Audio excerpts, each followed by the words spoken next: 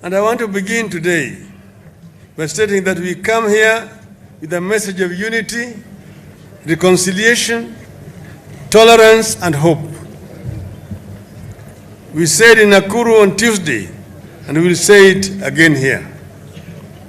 We must cleanse our country of the spirit of anger and bitterness, the spirit of revenge and entitlement.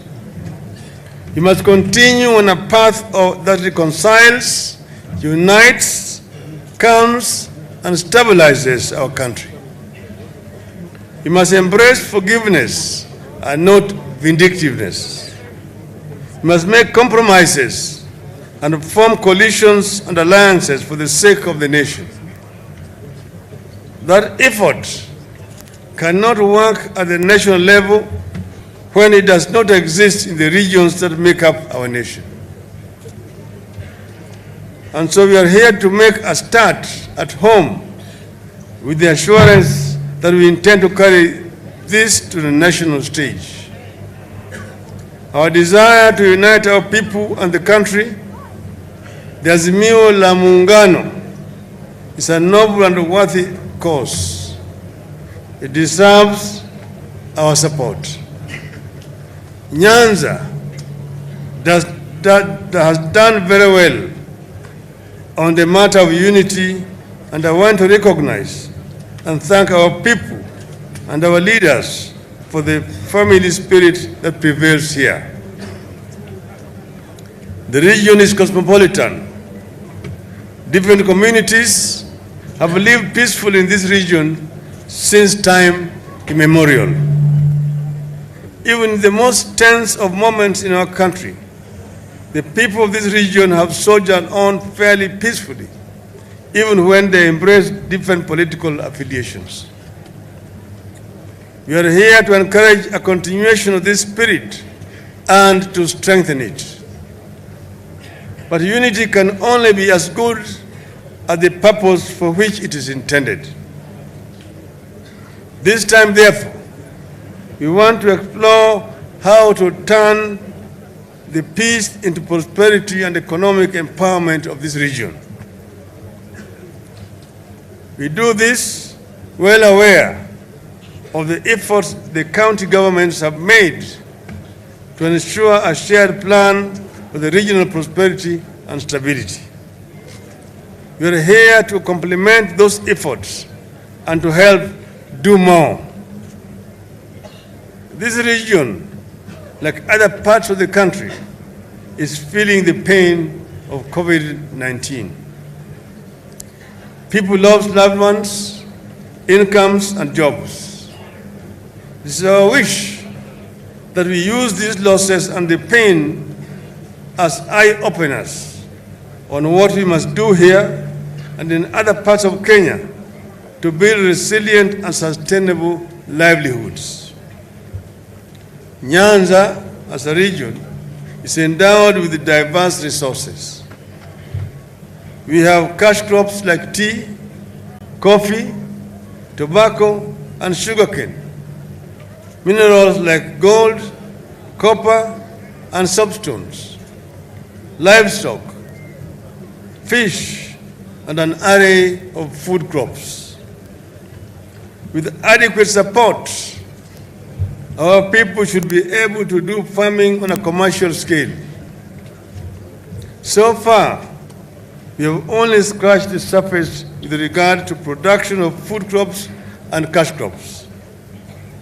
We need to focus on how to provide farmers with high-yielding seeds, help them with reclamation of the land, preservation of water sources, and all else they need to feed the emerging towns and the entire nation. Very little effort has gone into value addition and industrialization. There is no reason why coffee, tea, bananas, and vegetables from Kisii or Kuria cannot be processed here and marketed as refined produce of Kisii or Kuria.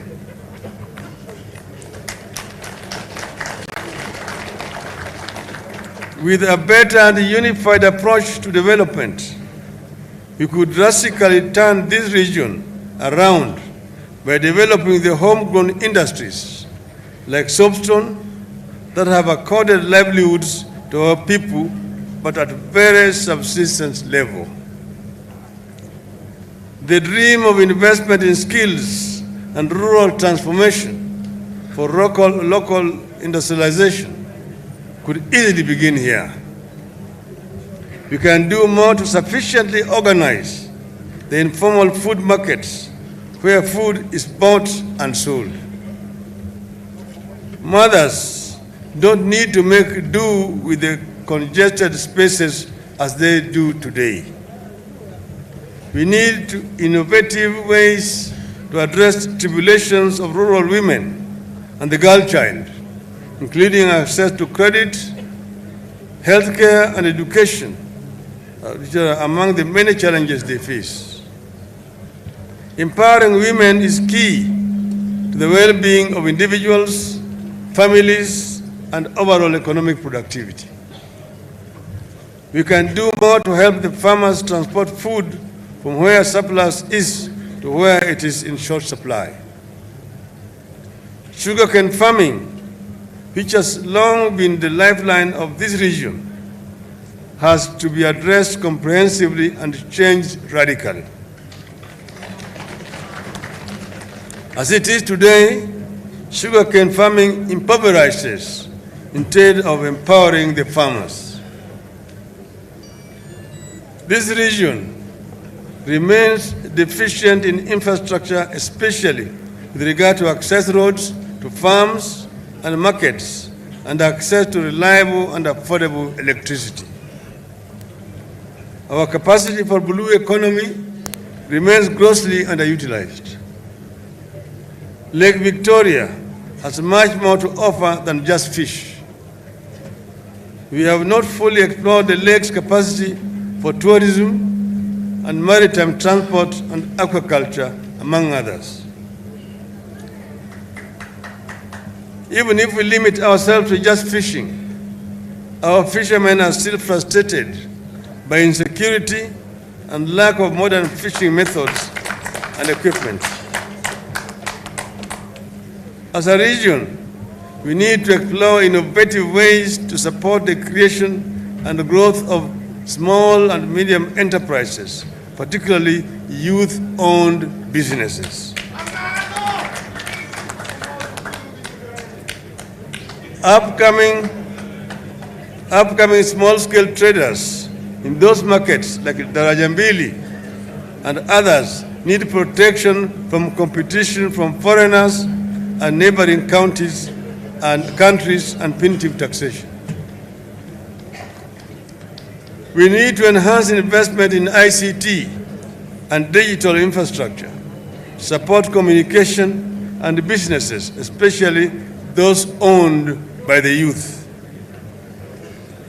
We have not done enough to identify and support development of skills and talents, especially among the youth. Take sports, for instance. This region has abundance of born soccer wizards and athletes. Young boys and girls who, with just a little support, will easily make it to the big leagues. But they are mostly on their own. The community football clubs here are struggling and sport facilities are wanting. We need a rethink.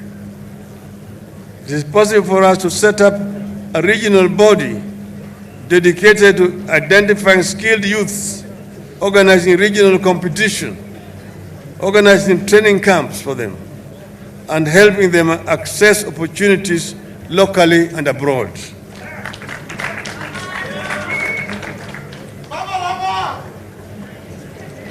Awinji.